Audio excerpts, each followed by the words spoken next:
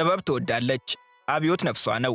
መብቷ የተነካ ሲመስላት አደባባይ መውጣት የለመደችው ነው። ጣፋጭ ምግብ ቀምሳ ወይን ተጎንጭታ ፋሽን ጣል አድርጋ እምር ብሎ መታየቱን ትችልበታለች። ፋሽን አትከተልም። የለበሰችው ሁሉ ፋሽን እየሆነ ዓለም ይከተለዋል እንጂ።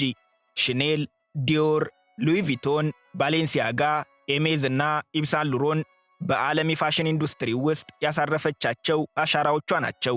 በባህልና ቋንቋዋ ላይ ያላት ኩራት እብሪተኛ እስከ መባል አድርሷታል። ማልዳ ወጥታ ማገዶ የሚያህል ትኩስ ዳቦ ተሸክማ ስትመለስ ላያት ግዳይ የጣለች ነው የምትመስለው። በባህሏ ላይ ያላት ኩራት የዚህን ያህል ነው። በአውሮፓ የፍልስፍና፣ የሥነ ጽሑፍ፣ የፖለቲካና የባህል ቅኝት ውስጥ ግንባር ቀደም ሚና አላት። ፍቅር የመታወቂያ ስሟን የተካ መገለጫዋ ነው። በፍቅሯ የጣለቻቸው ከ100 ሚሊዮን በላይ የዓለም ቱሪስቶች በየዓመቱ ይጎበኟታል ፈረንሳይን። አብዛኞቻችን ይህችኛዋን ፈረንሳይን የምናውቀው ምዕራብ አውሮፓ የምትገኘውን። ፈረንሳይ ግን አውሮፓዊት ብቻ አይደለችም። ከኤዥያ ውጪ በ6 አህጉራት ውስጥ የምትገኝ ብቸኛዋ የዓለማችን አገር ናት።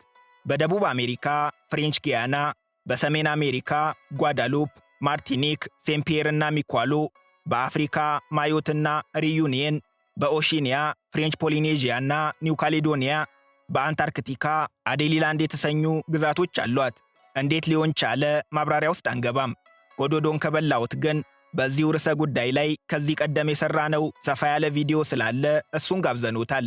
የዛሬው ቆይታችን ግን የዓለም ቱሪስቶች በገፍ የሚጎርፉባት አውሮፓ ውስጥ የምትገኘው ፈረንሳይ ትሆናለች። ለመሆኑ የዓለም ቱሪስቶች በሙሉ ወደ ፈረንሳይ የሚጎርፉት ምን አግኝተው ይሆን? አብረን እናያለን።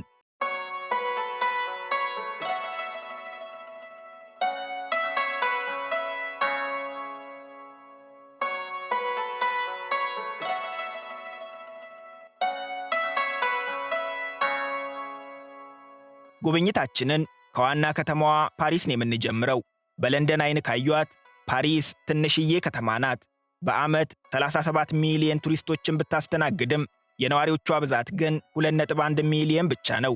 ስፋቷ 105 ስኩዌር ኪሎ ሜትር። ትልቀት የሚለካው በዕድሜ ከሆነ ግን ፓሪስ እናት አገር ፈረንሳይንም የምታስከነዳ ዕድሜ ጠገብ ከተማ ናት። ከክርስቶስ ልደት ከ250 ዓመታት በፊት ነው የተቆረቆረችው። ነዋሪዎቿ በቁጥር ነው የሚያውቋት። በፓሪስ አንደኛ፣ ሦስተኛ፣ አምስተኛ ሲባል ከሰሙ እንደ ሀገር ቤቱ የፖሊስ ጣቢያ መጠሪያ አይደለም። ፓሪስ በ20 ክፍለ ከተሞች ትከፋፈላለች።